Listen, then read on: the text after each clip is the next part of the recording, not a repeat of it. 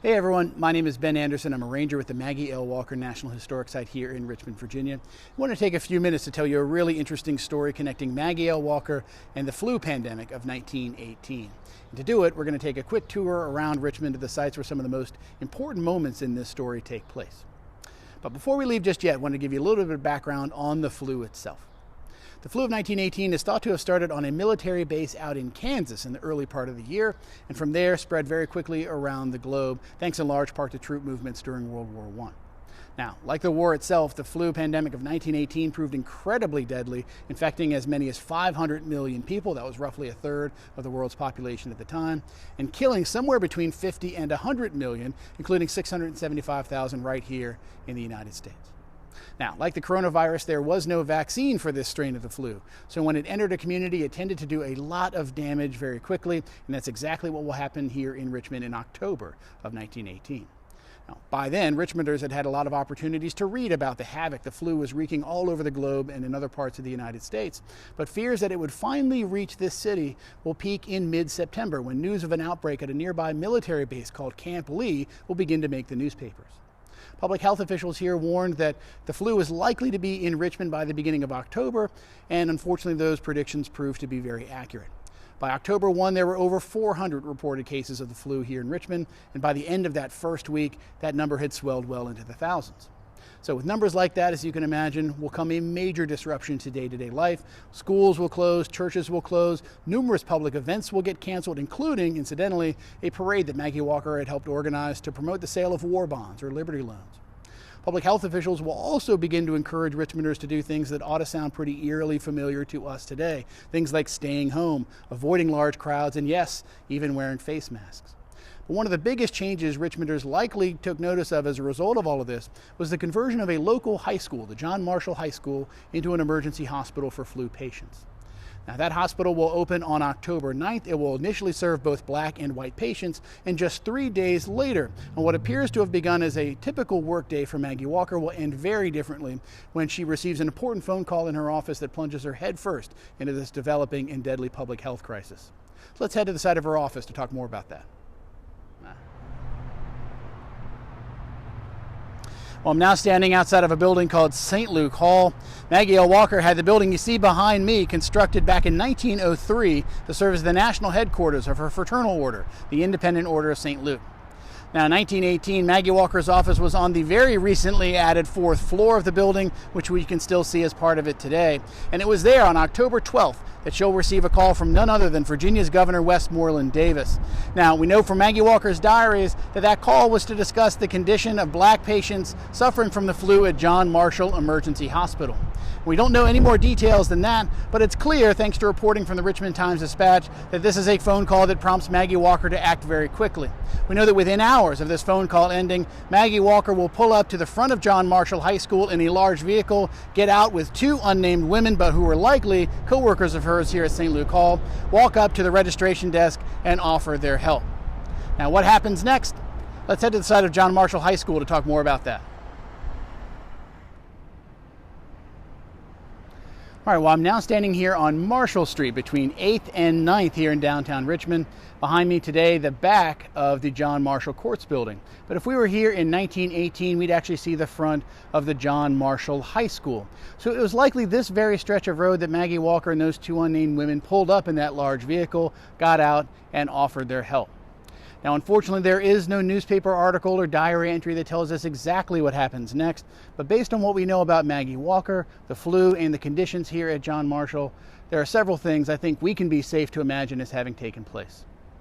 For one thing, we know Maggie Walker's primary concern were the condition of the black patients inside the hospital. So it stands to reason that after approaching the registration desk and offering her help, Maggie Walker then went inside and began to interact with the black patients here. But beyond that, I also think there are likely 3 major concerns that she left this hospital with. One could have been the impact that the flu was having on young people. And one of the particularly horrifying effects of the 1918 flu pandemic was just how deadly it proved to be for the very young. That was true around the world and no different here at John Marshall Emergency Hospital, where in the days before Maggie Walker arrived, at least 3 black toddlers were known to have passed away here. One was just 2 years old and the other 2 were 3 years old. In fact, on the day that she arrived, of the 3 patients we know were inside at the time, 2 of them were also quite young. One was 11 years old and the other 16, both of whom will also sadly pass away within short time.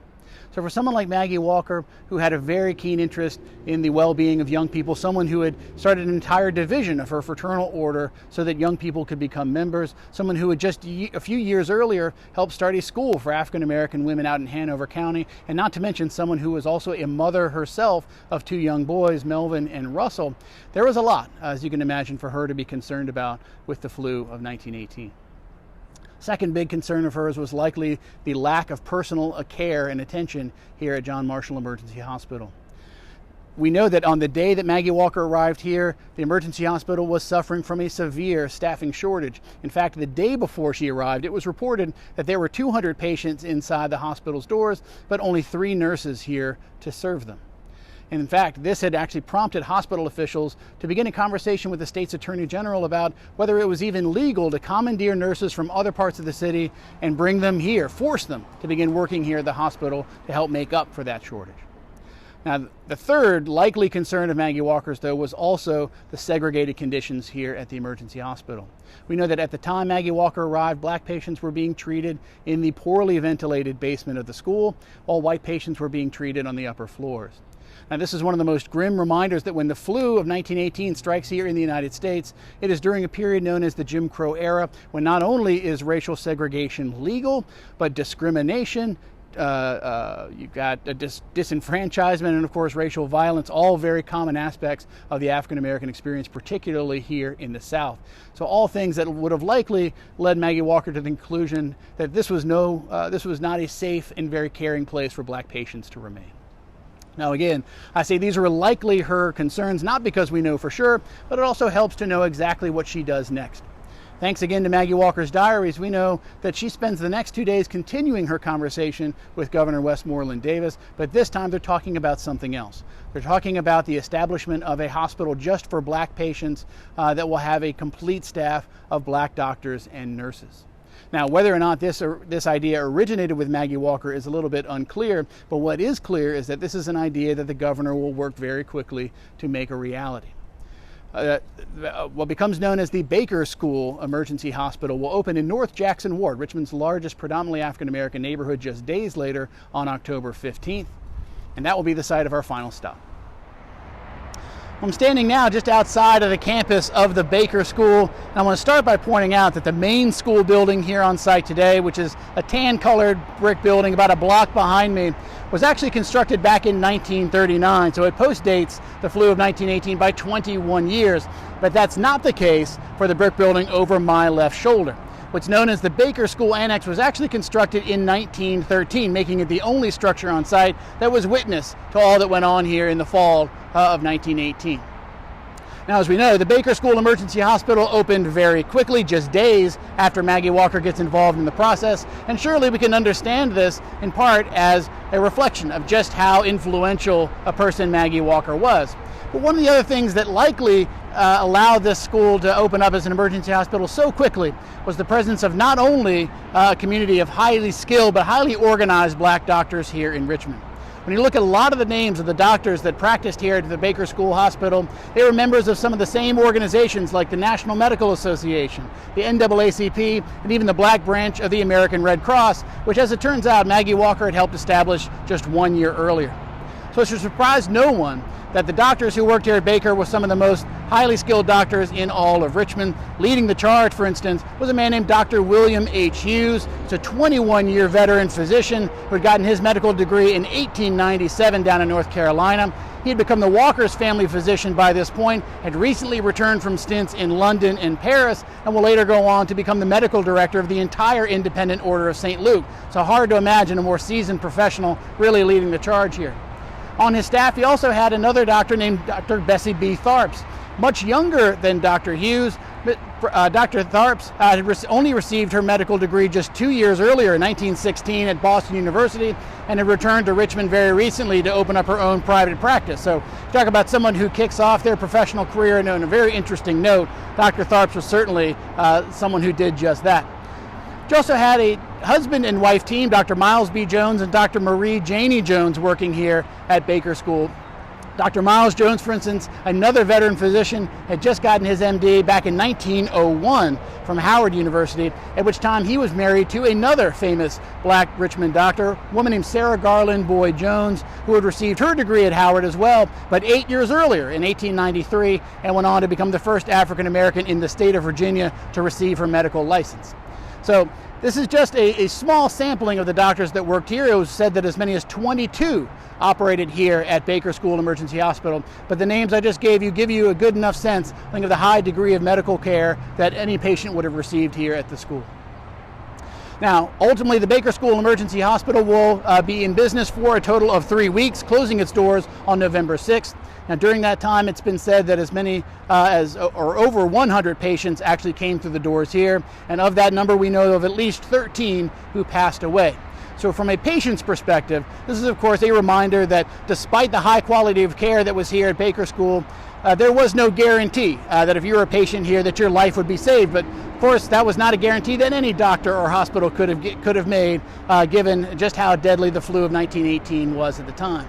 But if we step back and remember once again the high degree of medical care here, the low doctor to patient ratio, and of course the fact that all the doctors, nurses, and patients here were black at a time of extreme racial segregation and discrimination, it's very easy to be reminded that the Baker School here represented a vast improvement over what had been available to black patients here in Richmond prior to this moment. Now, to wrap things up, it's easy once again to step back from all of this and see this as just yet another amazing accomplishment by Maggie Walker, something that she really helped see through because of her vast connections and influence. And you wouldn't be wrong to think of it that way. But I'd also encourage you to think about this story a bit more broadly. Because at the end of the day, this is not just a story about Maggie Walker and the amazing doctors here at the Baker School Emergency Hospital. This is also a story about how strong leadership can bring about a well-coordinated and well-executed response in a time of crisis. It's a story about how important it is for people to look out for one another in times of need. And it's also a story about the good things that can happen during a crisis when people who have a lot of power use it not just to safeguard themselves and get them to the other side of the crisis safely, but to make sure that others, particularly the most vulnerable members of society, are able to do that as well. Something I only hope to see more of in the coming weeks and days and months ahead. So, in the meantime, thank you for watching. Stay safe out there, stay healthy, and I hope to see you in person at the Maggie L. Walker National Historic Site real soon.